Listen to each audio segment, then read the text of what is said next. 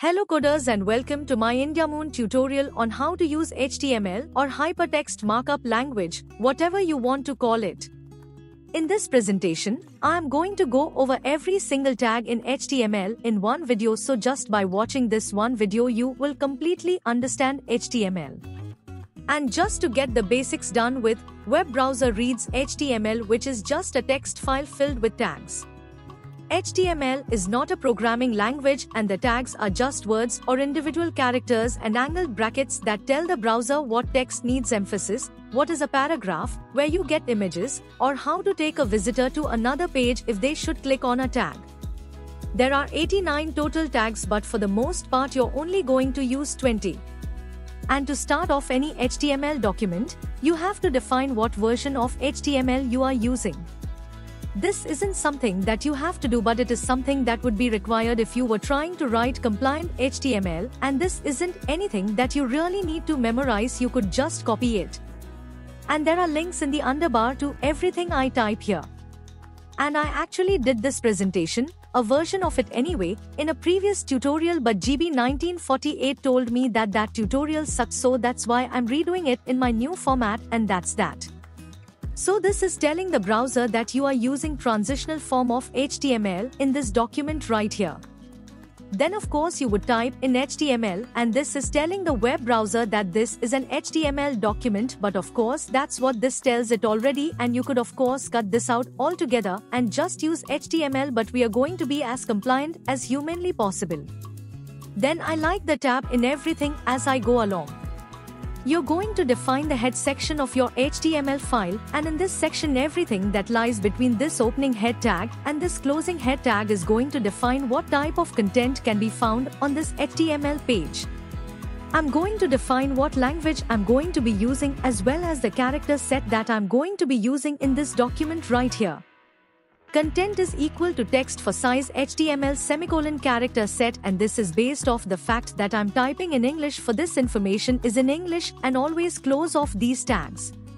If you get in the practice of doing this, you are going to have no problem converting to XHTML, which I'll cover next, but you have to understand HTML before you can start writing XHTML. There's very little difference, but there are differences. Then you can define right in your HTML document styles. This is frowned upon with XHTML, so for example, if I want all of my H1 tags to automatically get defined with the color red, that is how I do it, right like that. And then of course what do? I close off a style tag after I'm done with it, and of course I can also link to a text document or a CSS file that has a whole bunch of these styles inside of them, and I do that is with link, and I have to tell it that is a style sheet in here CSS file, and then anything that follows after H reference is a link to a location on the internet.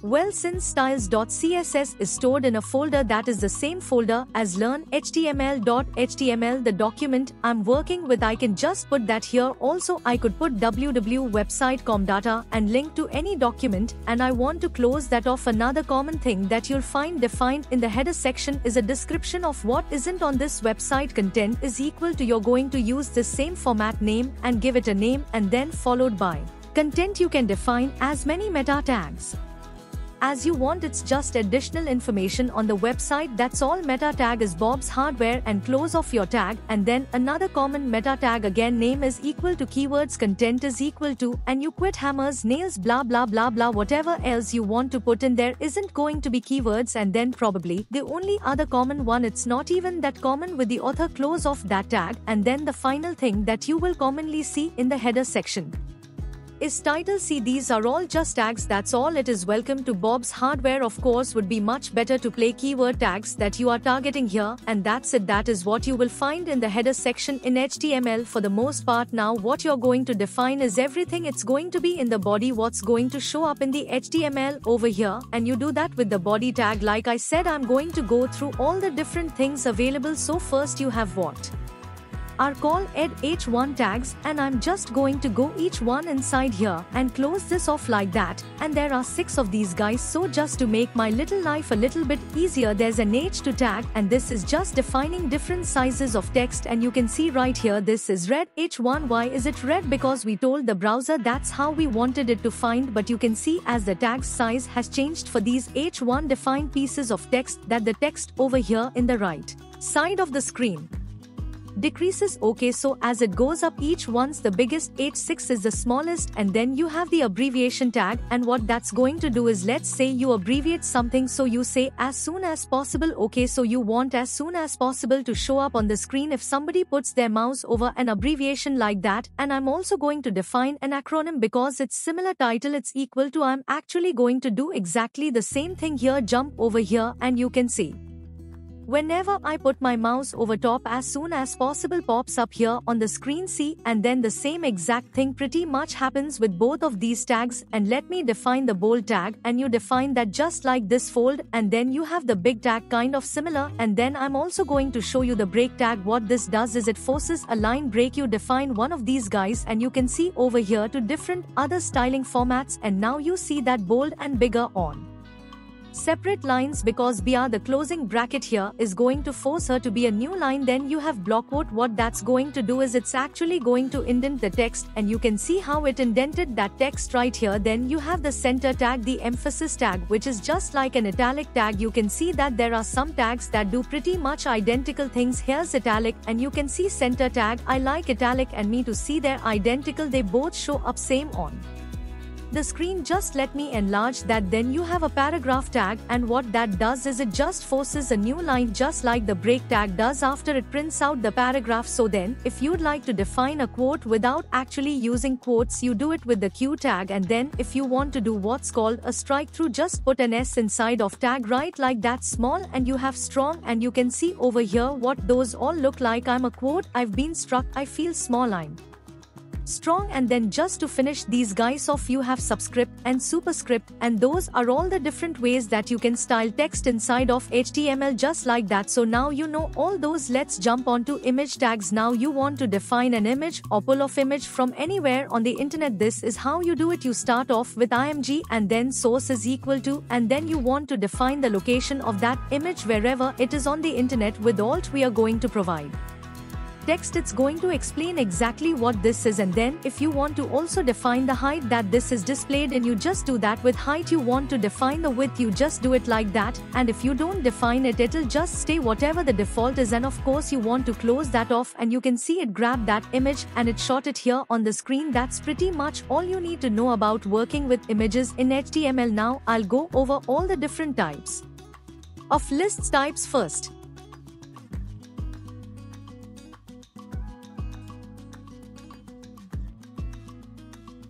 You have the definition list, and it's probably better to just show it to you.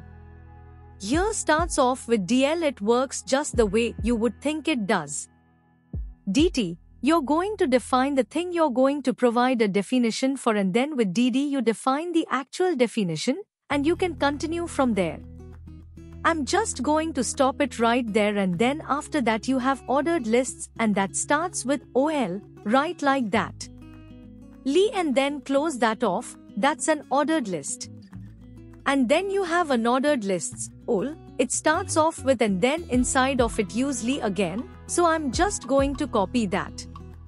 And you can see right here the way that this works. Bicycle has two wheels. This is your definition, this is your ordered list. See, it puts numbers inside of there, and you have your own ordered list which puts bullets inside of there, and that is pretty much everything you need to know about lists in HTML. So let's get rid of this. Now I'm going to go over everything you need to know in regards to creating links, or what are called anchor tags in HTML. A8 reference. Remember, this is a reference to a location on the internet that I want the person to be sent to if they click.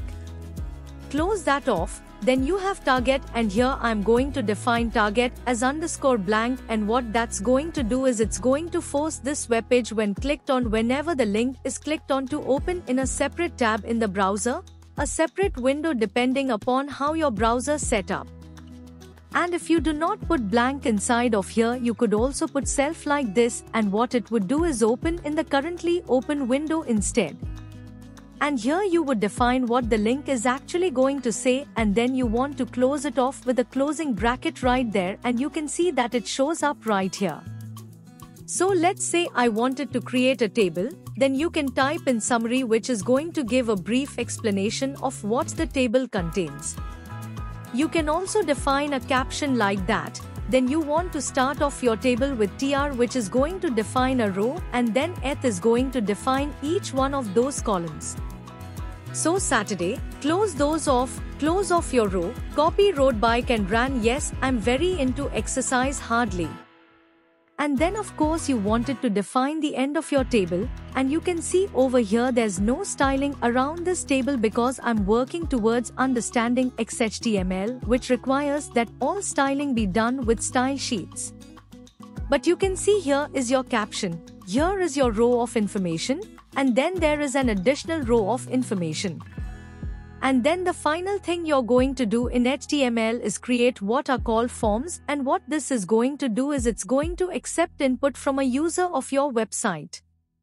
It's going to send it to a PHP script for processing, for example, and if you use the post method, information being passed is actually going to be passed within what's called the header section of the HTML file and not displayed in the URL. And if you use the get method, information going to be passed in the URL itself. For the most part is considered good form to pass information using the post method. The first thing we are going to do here is we are actually going to define what information is going to be placed inside of here. Then we are going to define that we want to create a text input area. We are going to give whatever value is entered in there, the name, email, and we are going to define that the size to be displayed is going to be 40 characters in length. And you could also use max length inside of here, but I'll save that for a later tutorial. And you can see what it prints out here, and the user could come in and enter text right here inside here and then send it to mail.php.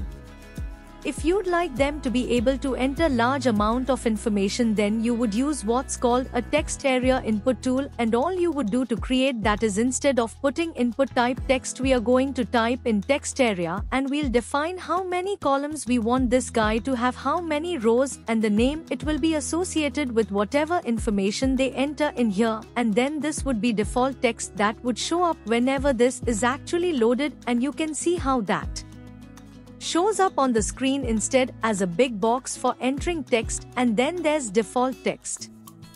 Let's just jump back to here. Let's say I wanted to allow the person to enter this information and not show on the screen. Instead of text, I'm going to type in password, and of course this is often used for password input. And then you of course have what are called radio buttons, and with a radio button you're going to define a default value associated with it. So let's just put home inside of here, and I'm just going to copy that, and here I'm going to put work and load, and you can see that these are radio buttons where you can only select one or the other, and then you have your checkboxes defined with checkbox, give it a variable name, sign a value, and we'll just put Hayden's out of here again, and you can see that puts checkboxes on screen. And the final way to accept user input would be the select drop downs, and with them you just type in select and give it a name. Select input, was that an option you able to love? Select I love and close off that, and you can put it I hate, and there are your two